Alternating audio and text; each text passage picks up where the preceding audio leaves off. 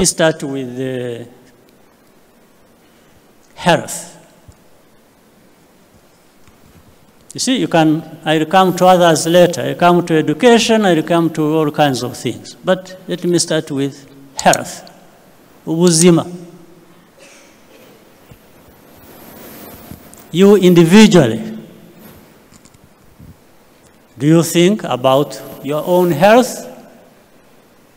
Do you think about saying, I need to keep myself healthy. Otherwise, the investments I will be making, or my family is making, enemy, may come to be wasted. So your health. Mwiriwe nkuko bisanzwe rero tugiye kuba twaganira nanone ku bijyanye n'ubuzima, ariko uyu munsi turaza kwibanda cyane ku bijyanye no gukanuka. Nkuko mubibona ntago ndi njyenyine, ndi kumwe na mugenzi wanjye yitwa Nkeshimana John, akaba agiye kudufasha ku bijyanye no gusobanukirwa neza ikijyanye no gukanuka. John ni umunyeshuri urangije umwuga w'ubuganga muri kaminuza y'u Rwanda, ari mu bitegura kwambara muri uyu mwaka. Ubwo rero hagiye kuba yagira byinshi tuganiriza nkuko namwe mugenda mubikurikira kuri ekara zanyu, uko byagiye tubirebera hamwe tubikura ku rubuga rwa mubuzima.com. ushaka kwibwira abadukurikiye? Murakoze cyane, nitwa John Nkeshimana. Nkuko mugenzi wanjye amaze kubivuga, nkaba ndi umwe mu banyeshuri bize mu gice cy'ubuganga medicine, bitegura kwambara muri uyu mwaka. Urakoze cyane. Nkuko twari twabiteguye muri gahunda zacu zo gusobanukirwa indwara zitwugarije, hari igihe usanga umuntu yagize ikibazo cyo gukanuka ariko mu by'ukuri ntamenye ngo ni gute ashobora kuba yabyitwaramo mbere y'uko wenda agera no kwa muganga. Ese tugendeye wenda nko kuri iyi nkuru abantu babona kuri ekara zabo, iyi nkuru ivuga ngo reba uburyo butanu wahagarika amaraso igihe wakanutse cyangwa se igihe urimo kuva imyuna. Turagira ngo tugende tunyuranamo hanyuma, ariko kandi unasobanurira abakurikiye mu Buzima TV ukuntu mu by'ukuri bashobora kuba babyitwaramo igihe agize ikibazo nk'iki ngiki. Nakoze cyane, ngira ngo mbere yo kuvuga ubwo buryo butanu bwo kuba umuntu yagerageza kwirwanaho cyangwa se kugira icyo akora ku muntu wakanutse, mbere twabanza tukamenya ngo gukanuka cyangwa se kuva umuna ni iki. Ni ukuvuga ngo gukanuka ni igihe umuntu ava amaraso mu mazuru, bishobora guterwa n'ibintu byinshi bitandukanye, hakaba harimo akenshi n'ibitazwi impamvu yabyo, ariko akenshi ibyo biterwa n'uko haba hari udutsi dutandukanye tw'uruhurirane tuba mu mazuru. Iyo tubashije gucika rero, ibyo akenshi umuntu arimo agenda ava amaraso aturuka mu mazuru, muri makeya nicyo bita gukanuka. Hakaba rero hari uburyo butanu umuntu ashobora gukoresha mu buryo bwo gufasha cyangwa kwifasha igihe habayeho ikibazo cyo kuva umuntu mu mazuru cyangwa se gukanuka. Uburyo bwa mbere ni igihe ubonye umuntu ava amaraso mu mazuru, icya mbere ugomba gukora ni ukumubwira akareba hasi ntarebe hejuru. Abenshi barabyitiranya, umuntu yakanuka akareba hejuru, ariko biba byiza iyo arebye hasi kuko ashaka kureba hejuru, ibyo bikaba byateza ikibazo nko kuba amaraso yayoba akaba yajya mu bihaha cyangwa se akajya n'ahandi atabugenewe.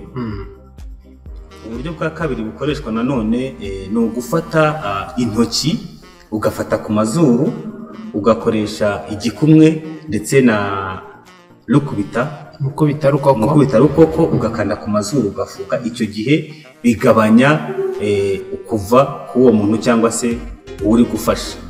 Icya gatatu ni igihe wa muntu yafashe ku mazuru ntafata gusa ahubwo aranakanda asa n'ushyiramo akabaraga kugira ngo bigabanye uko kuva, bikaba bituma umuntu yirinda kuryama. Ariko ndagira ngo nkubaze gatoya John, kuri iyo ngingo yo kuba umuntu yafata ku mazuru, ese bifasha bite? Ni gute bihagarika kuva kw'amaraso? Ndagira ngo wenda usobanurire abakurikiye mu Buzima TV uko bigenda kugira ngo iyo umuntu afashe ku mazuru ya maraso abe yahagarara kuva mu gihe runaka. Ni ukuvuga ngo iyo ufashe ku mazuru sinzi niba nabona uko bivuga mu Kinyarwanda ariko uburyo uba ushyizeho pressure ikabasha nko kugabanya cyangwa gufunga twatuntu turi kuva twadutsi twacitse bityo umuvuduko wari uhari wo kuvuga tugabanuka cyangwa se wanagenda. Hanyuma twari turi kuvuga ku buryo bwa gatatu ushobora gukoresha igihe uri gufasha umuntu wakanutse, tuvuga ko umurinda kuryama cyane cyane agaramye, kuko ushobora nanone gutuma ya maraso ayoba akaba yajya mu mwanya atateganirijwe, bityo bikaba byagira ikindi kintu byangiza kuri uwo muntu, cyangwa se akaba yajya mu mutwe cyangwa mu bwonko akaba yayoba. Icya kane, ubonye umuntu wakanutse wakora icyo gihe uwo muntu ugerageza kumufasha muri ubu buryo bukurikira, ari bwo gushyira nk'ipamba mu zuru. Icyo gihe nabyo iryo pamba rifasha kugabanya wa muvuduko wo kuva, bityo kuva bikaba byagabanuka cyangwa se bigahagarara. Hari ubundi buryo bwa gatanu bukoreshwa, ni igihe ushobora ubonye nk'urubura rukonje ushobora gushyiramo mu mazuru, kuko nabyo bigabanya uko kuva. Mu yandi magambo, kuri utwo dutsi habaho kugabanuka kwa pressure, nakwita pressure, bityo umuvuduko w'amaraso uburyo bwihutaga bikagabanuka cyangwa se bikaba byabasha guhagarara. Ndumva ari ubwo buryo umuntu agerageza kwifashisha. Murakoze cyane. Ahari ngira ngo abakurikiye mu Buzima TV bashobora kuba babashije kumenya neza ukuntu bashobora kuba bakwifasha mu gihe baramutse bahuye n'ikibazo cyo kuva imyuna cyangwa se benshi bita gukanuka. Ariko ndagira ngo mbaze umutumirwa wacu, ese John, kuva mu mazuru mu by'ukuri bisobanuye yuko ibyo bintu bitanu tubwiye bihagije? Ese bidahagaze byagenda gute? Yafata ikihe cyemezo? Ni ukuvuga ngo iyo habaye kugukanuka, ibyo ni ibintu by'ibanze ukorera umuntu wakanutse mu buryo bwo kumufasha, ni ubutabazi bw'ibanze.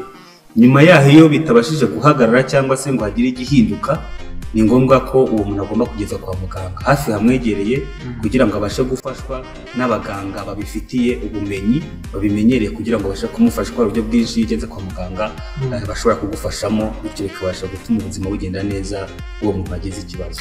Murakoze cyane.